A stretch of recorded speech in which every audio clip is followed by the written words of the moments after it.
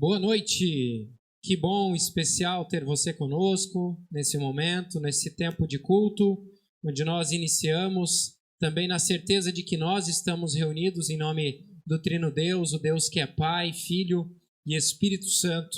Amém. E eu quero saudar a você, querido, que está aí conosco nesse momento, com a palavra de Filipenses 4, o versículo 4, que Paulo nos diz, num contexto em que ele inclusive está preso, ele diz assim: alegrai-vos sempre no Senhor. Outra vez vos digo, alegrai-vos. Alegrai-vos sempre no Senhor. Outra vez vos digo, alegrai-vos. O Senhor é o motivo e a razão da nossa alegria. Em tempos difíceis que vivemos, e o ano de 2020 reservou para nós, de fato, um ano bastante difícil, complexo, totalmente atípico, algo que nós não experimentamos nunca antes na nossa história. E nesse sentido a gente lembra que em tempos difíceis, em tempos turbulentos, o Senhor é a nossa alegria. E Ele mesmo diz para nós: alegrai-vos em mim.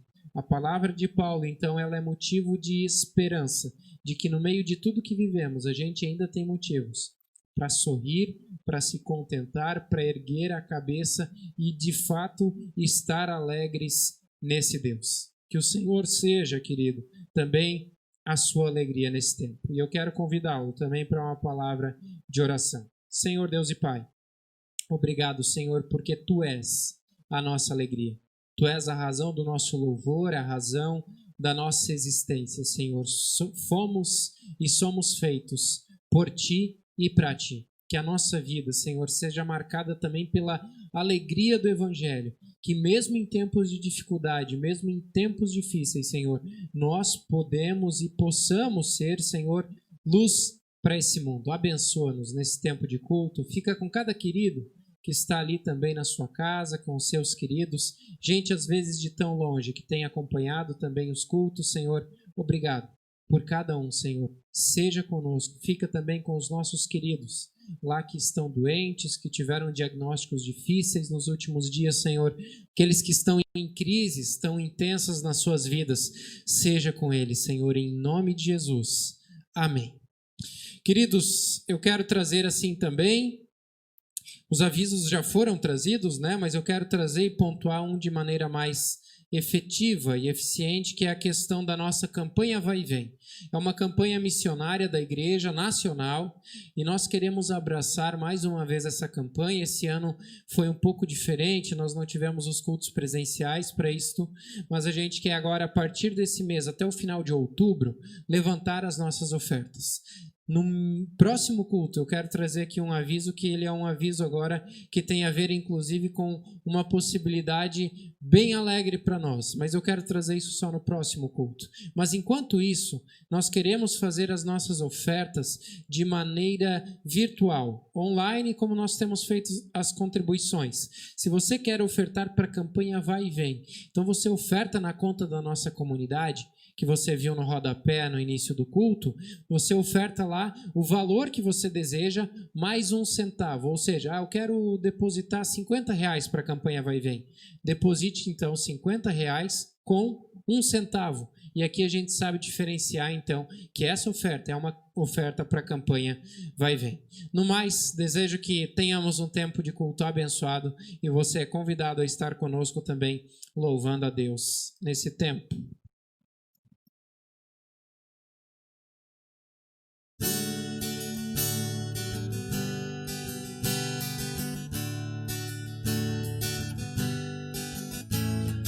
Hoje é tempo de louvar a Deus, e em nós agora habita o seu Espírito. Então é só cantar e a Cristo exaltar, e sua glória encherá este lugar. Vem louvar, sim, vem louvar. Vem cantar, sim, vem cantar. no meio dos louvores Deus habita, e é seu prazer cumprir o que nos diz. Então é só cantar e a Cristo exaltar, e sua glória encherá este lugar. Vem louvar, sim, vem louvar. Vem cantar, sim, vem cantar. Vem louvar.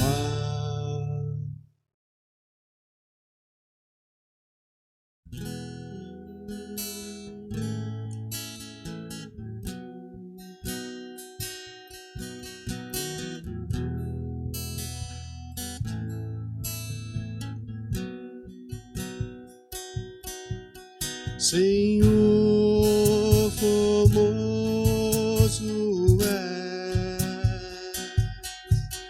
tua face eu quero ver,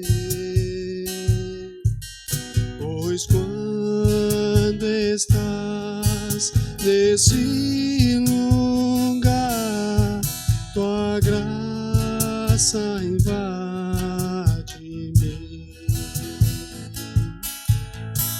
Acende a chama, ó Pai,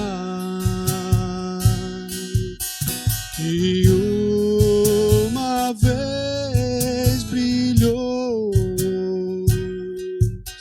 Vem limpar, brilhar, resplandecer o meu primeiro amor. Senhor, formoso és,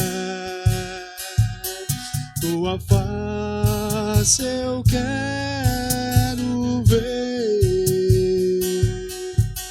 pois quando estás nesse lugar, tua graça invade-me. Acende a chama, ó Pai, que uma vez brilhou. Vem limpar, brilhar, resplandecer o meu primeiro amor. Vem limpar, brilhar, resplandecer o meu primeiro amor.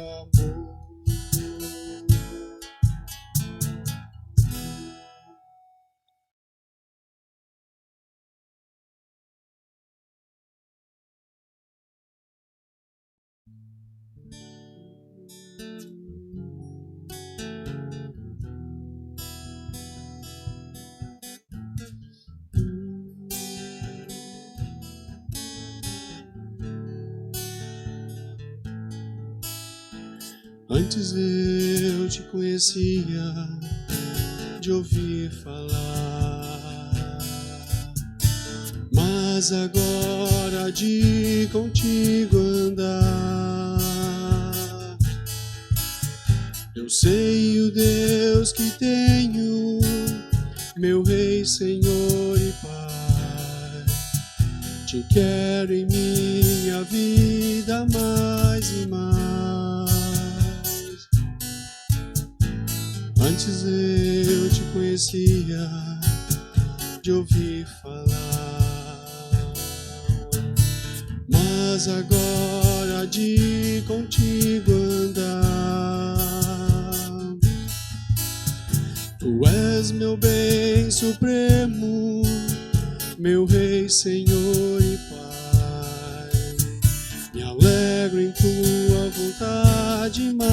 mais e mais. Tu sondas e conheces meu coração, Senhor. Sabe, sou limitado, mas conto com teu amor. Sendo, pois, teu filho, venho te dar louvor. Que bom é tua vida em minha vida. Tu sondas e conheces meu coração, Senhor. Sabes, de ti dependo, mas conto com teu amor. Sendo, pois, teu filho, venho te dar louvor. Que bom é tua vida em minha vida.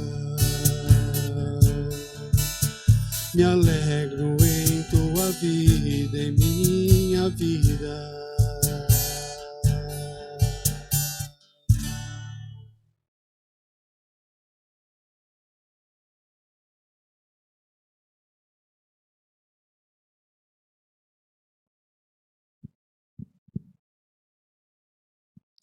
Quero trazer e lançar uma pergunta para você nessa noite, que você possa refletir e, de repente, até na sua cabeça ali, responder. Qual é o pior inimigo que você já teve que enfrentar na sua vida? Qual é o pior inimigo que você já enfrentou na sua vida? Talvez você concorde comigo, mas o pior inimigo que nós, às vezes, precisamos lidar, eles são aqueles que estão infiltrados, aqueles que estão no nosso meio, ou seja, aquele que nós demoramos para perceber que, na verdade, são inimigos. Não sei se você já assistiu, os mais novos, provavelmente. Os mais novos aqui eu penso aqueles abaixo dos 70, né? Os pessoal abaixo dos 70. Certamente muitos deles já viram aquela série, né? Seriado La Casa de Papel. Conhecem? Pois é. É um seriado interessante, né? A gente não quer defender aquilo que acontece lá, do furto ao banco e tudo mais, mas ele é um seriado interessante no sentido de que ele traz muita estratégia e tudo mais. E o que é interessante ali no meio é que o professor, que é aquele que está à frente do furto e do roubo do banco, ele é alguém que lá e cá procura e tem pessoas dentro do grupo de policiais, lá dentro do grupo de investigação, que são aliados dele.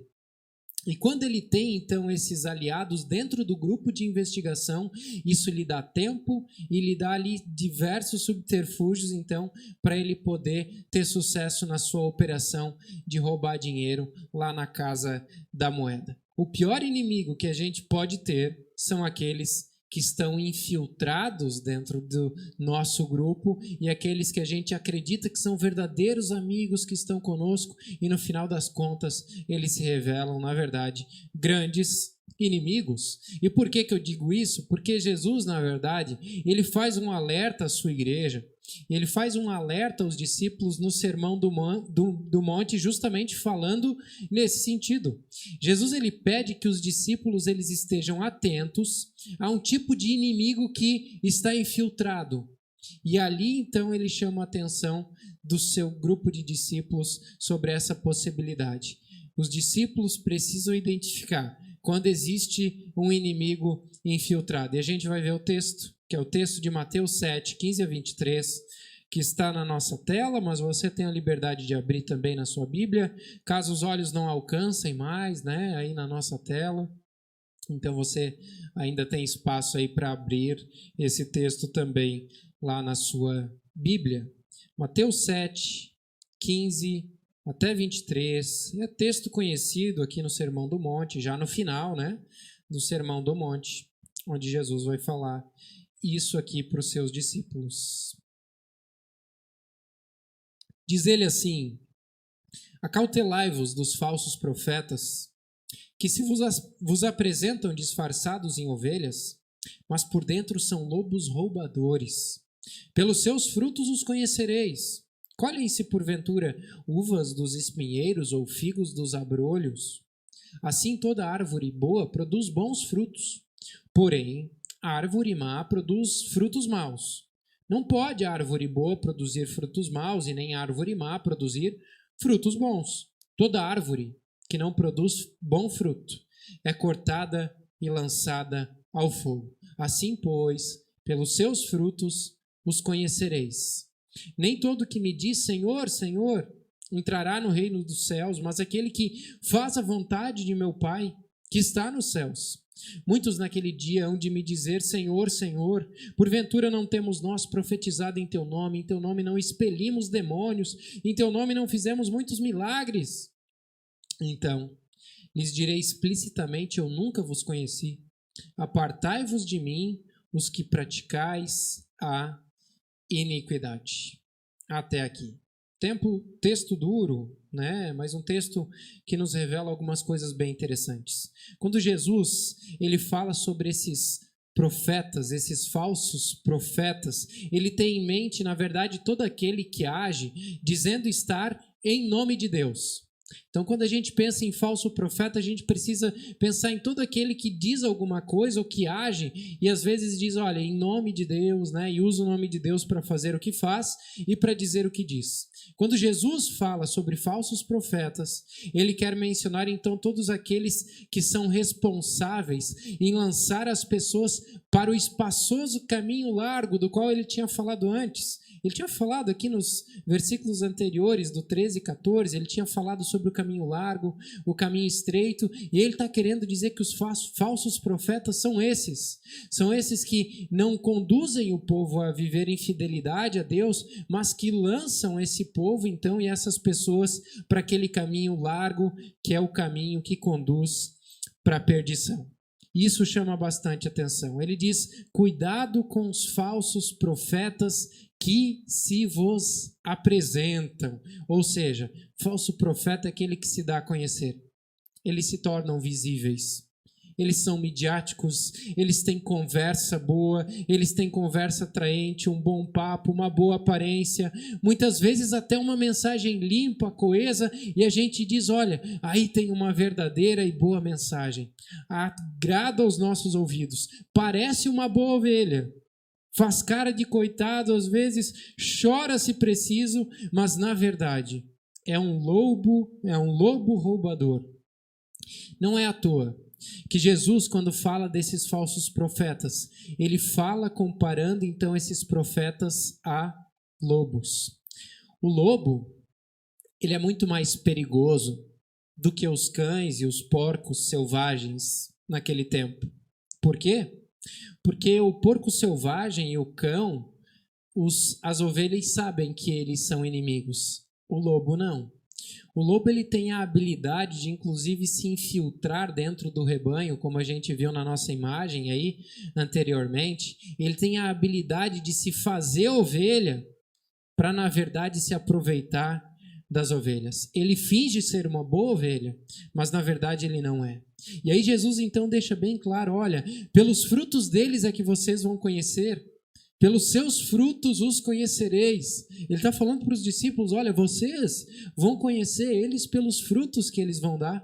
Jesus está falando para os discípulos, olha, vocês conhecerão os falsos profetas por aquilo que eles produzem. E a forma de descobrir se o profeta, então, ele é realmente bom profeta e verdadeiro profeta é dando tempo para ele. O tempo é revelador de caráter. E com o tempo a gente vai vendo quem é quem. E as pessoas vão mostrando os seus frutos. E logo os frutos vêm à tona. E Jesus está dizendo aqui, olha, não tem erro. Deem tempo.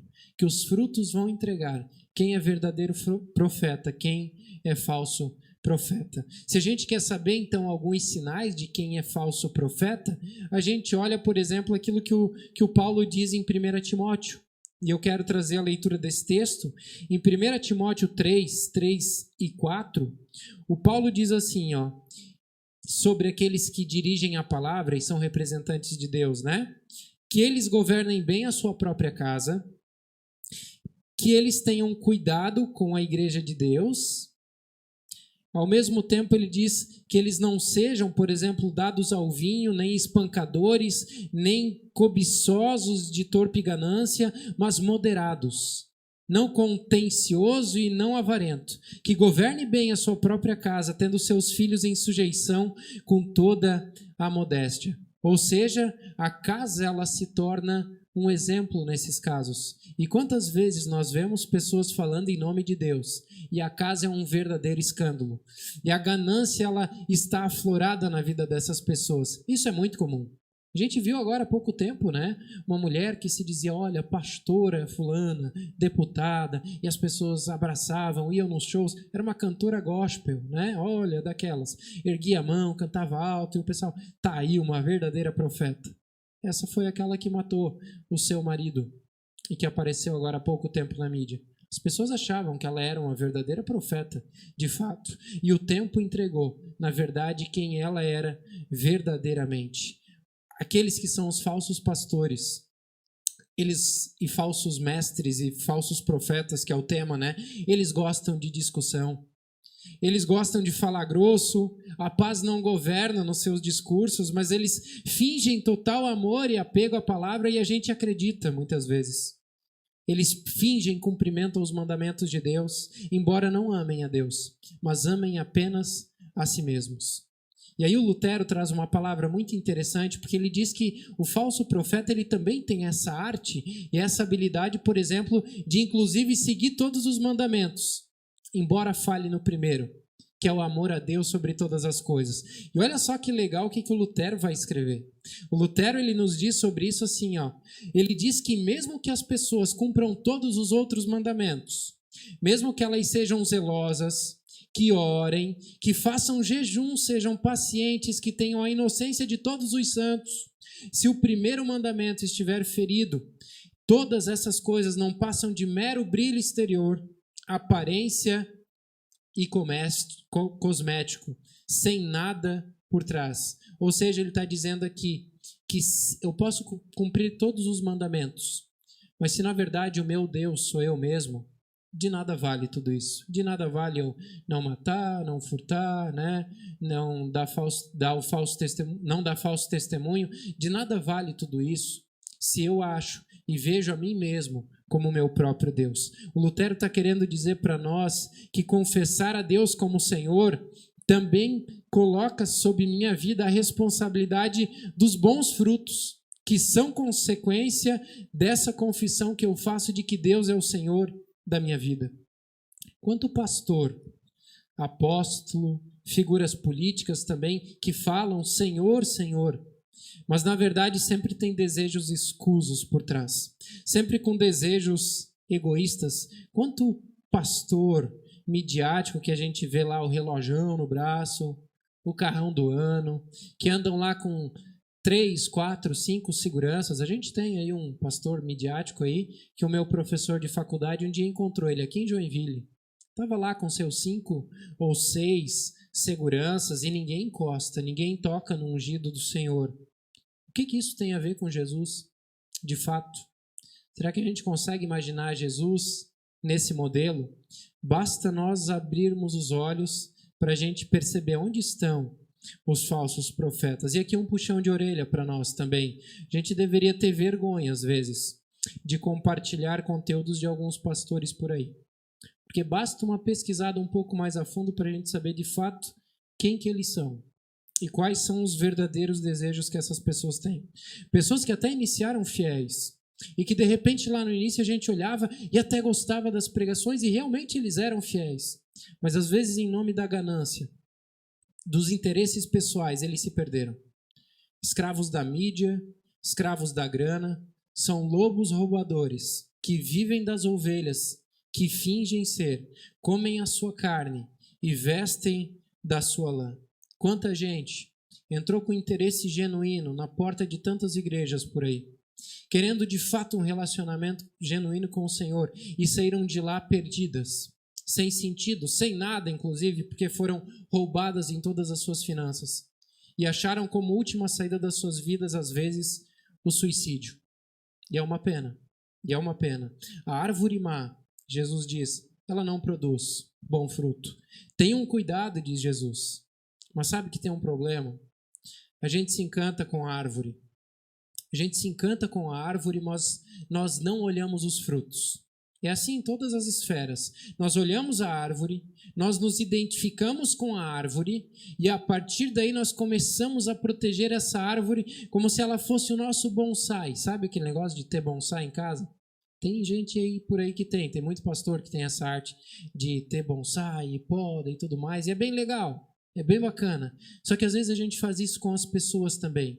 E aí nós podamos, alisamos, e aí a gente corre o risco, inclusive, de começar a justificar os frutos podres, achando que aquilo ali são verdadeiros frutos genuínos. Basta a gente reparar. E talvez você diga, não, pastor, mas isso aí é um exagero. Basta a gente reparar. Quantos pastores midiáticos que a gente sabe que são verdadeiros pilantras, que tem uma multidão nas suas costas e ao seu redor, protegendo como se de fato eles fossem verdadeiros santos. E não olham mais os frutos podres. Por quê? Porque eles estão maravilhados com a árvore. A árvore é pomposa, grande, fala bem, fotografa bem, mas só dá fruto ruim. Em nome de quê? Que nós justificamos tanta podridão durante tanto tempo na nossa história. Se nós pudéssemos aplicar essa orientação de Jesus para todos os âmbitos da nossa vida, de que pelos frutos é que se conhece a árvore. Jesus ele alerta os discípulos para uma realidade ali que é iminente. Ou seja, muitos se levantariam em seu nome. Jesus sabia disso. Muitos diriam, inclusive, Senhor, Senhor. E aqui a expressão dupla, Senhor, Senhor, significa uma suposição aqui de uma verdadeira intimidade com o Senhor. Né? Quando a gente duplifica, eles se mostram bem íntimos, mas na verdade eles não conheciam e não eram conhecidos por esse Senhor. Por isso o Senhor diz que no final muitos dirão, Senhor, Senhor, por acaso a gente não fez tanta coisa no teu nome e agora a gente está indo aqui para o caos? E aí Jesus diz, olha, apartai-vos de mim, vós que praticais a iniquidade, porque eu não conheço vocês. De que adianta as pessoas dizerem conhecer esse Senhor, se esse Senhor, na verdade, não as conhece? Pode sair coisa boa de coisa ruim? Essa é a pergunta que Jesus faz. Dizer Senhor, Senhor, ainda não significa nada no reino de Deus. Quantas pessoas sabem a Bíblia até mesmo de cor e tem um versículo bíblico para cada situação das nossas vidas, mas os seus frutos pessoais não condizem com a sabedoria bíblica que elas têm. Não condiz. E aqui Jesus então está nos alertando, porque também o fariseu da parábola, lembra a parábola do fariseu e do publicano? O fariseu também, ele sabia as escrituras todas de cor, ele orava de pé, esteticamente, falava muito bem, não errava nas palavras, ele era um baita de um orador, orava com a mão no peito, mas esse era visto por Jesus como um grande hipócrita, porque os frutos eram podres. Alguém escreveu assim de maneira bem interessante, dizendo que será possível que alguém chame a Cristo de Senhor e ao mesmo tempo que trabalha pelo poder dos demônios? E o pensador diz, obviamente sim. A cautela que precisamos, pois, é enorme. Nós devemos ter cuidado em distinguir entre homens e grupos que usam o nome de Cristo. Aparentemente adoram esse nome, mas ao mesmo tempo não são cristãos verdadeiros. É difícil de diferenciar. Por isso que Jesus está dizendo, tenham cuidado, porque eles são lobos em pele de carneiro, ou seja, é muito parecido, e a gente precisa de uma sabedoria enorme, inclusive a sabedoria que Deus coloca em nós, para a gente saber quem é quem nessa história. E nesse sentido, nós somos chamados a olhar para os frutos. Quem é aquele que é verdadeiro profeta? O texto nos diz, é aquele que faz a vontade do Pai que está nos céus. Aquele que busca a reconciliação, aquele que busca o perdão, aquele que tem os discursos marcados pela misericórdia, pela reconstrução, pela mudança de vida das pessoas, aquele que é agente de paz nesse mundo, alguém que traz luz ali onde as trevas estão instauradas. Esse é verdadeiramente um profeta que Deus mandou para esse mundo. Graças a Deus, por essa palavra, que é tão clara para nós. E que Jesus, ele nos dê sabedoria, de fato, para a gente entender onde nós podemos, de fato, nos apoiar quando nós seguimos pessoas e pessoas. É bom saber que Deus usa seus profetas, e na contramão dos falsos profetas, sempre existem os verdadeiros profetas, que pode ser eu, que pode ser você, quando você também é usado ali nos meios em que você está, para ser assim, um agente de paz, de misericórdia, de reconciliação, alguém que transparece e resplandece luz, ali onde na verdade as pessoas sempre estão marcadas pela gana, pela angústia, pela briga, pela discórdia. Ali a gente pode fazer a diferença, quando somos verdadeiros profetas desse Senhor. E de fato Deus nos chama para ser assim. Gratidão a Deus por sempre enviar os seus profetas a nós, mesmo que nós não mereçamos, embora nós necessitamos. Que Deus te abençoe, meu querido, e que essa palavra também tenha sido luz e sabedoria para o meu e para o seu coração. Amém. E eu quero orar conosco nesse tempo, e você é convidado ali também a curvar a sua cabeça. Senhor Deus e Pai, obrigado porque Tu és bom, porque a Tua misericórdia, Senhor, ela dura para todo sempre. Senhor, nós não merecemos os verdadeiros profetas que Tu envias a nós. Nós não merecemos, Senhor. Perdão, Senhor, porque tantas vezes nós nos perdemos em discursos que não seriam discursos que Tu farias, Senhor. Perdoa que tantas vezes nós achamos tão belo, tão bonito e ficamos com o coração palpitando, às vezes com discursos que são tão violentos e que não transparecem, na verdade, aquilo que é o reino de Deus. Perdão, Senhor, mas ao mesmo tempo, envia a nós sempre os Teus verdadeiros profetas, para que a gente possa ser a cada dia mais parecidos contigo, Senhor. Não com o mundo, não com aquilo que o mundo diz ser um apóstolo, um profeta, um pastor, mas aquilo que Tu eras, Senhor, aquilo que Tu és. Que a nossa vida seja marcada pelo desejo de ser parecidos contigo, Senhor. Que seja esse também o nosso desejo, que Tu fiques com cada um desses nossos queridos que está ali também nos seus lares, Senhor. Envia-nos como verdadeiros profetas nas vidas de outras pessoas, Senhor. Claro que não profeta à medida do mesmo modo como a gente via no Antigo Testamento, mas no sentido de ser agentes do Evangelho, Senhor. Envia-nos lá onde é preciso, Senhor, e que a nossa vida possa trazer também luz para as vidas e para os ambientes onde nós estamos inseridos, Senhor. É em Teu nome que nós queremos reforçar e desejar, Senhor, que esse é o nosso sincero desejo. Em nome de Jesus, Senhor. Amém. Queridos, nós queremos ainda na última canção também louvar ao nosso Deus, e antes disso eu quero trazer a bênção final para você. Você pode ali também estender a sua mão em sinal de alguém que recebe algo da parte do nosso Deus. E o meu desejo é que o Senhor te abençoe e te guarde, que o Senhor faça resplandecer o seu rosto sobre ti e tenha misericórdia de ti. O Senhor levante sobre ti o seu rosto e te dê a paz. Que você fique na paz do Senhor e sirva com alegria. Amém. Louve a Deus também nesse momento de todo o seu coração.